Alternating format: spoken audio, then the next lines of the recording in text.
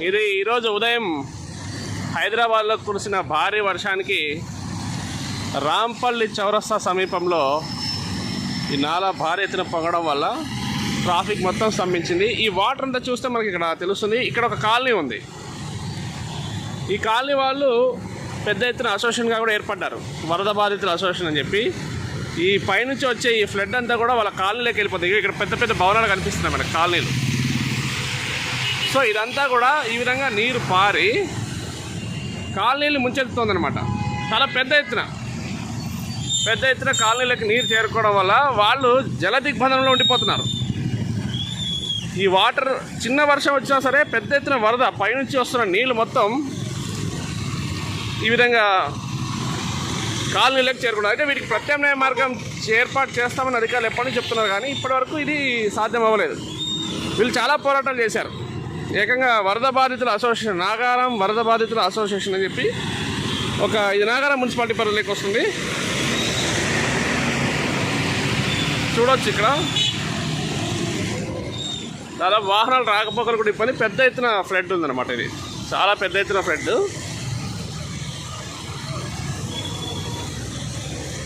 భారీ వరద. ఇది ట్రాఫిక్ పెద్ద ఎత్తున జామ్ అయిపోతుంది.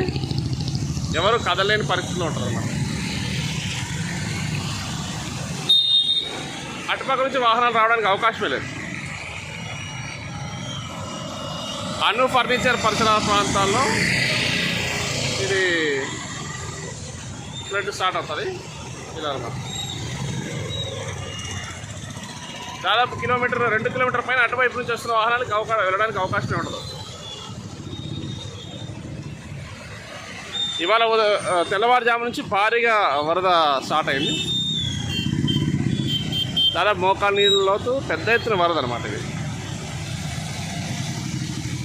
ముసలి వాళ్ళు కానీ చిన్నపిల్లలు కానీ ఈజీగా కొట్టుకుపోవచ్చు ఈ వరదలో.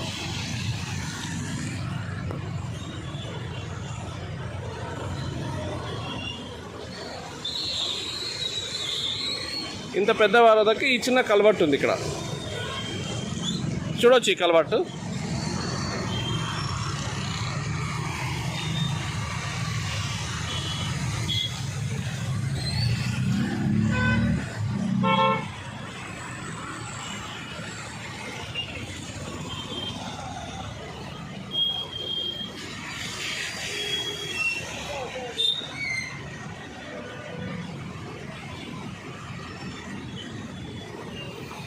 చూస్తే ఒక పెద్ద వరద ప్రవాహాన్ని మనకు కల్పిస్తుంది.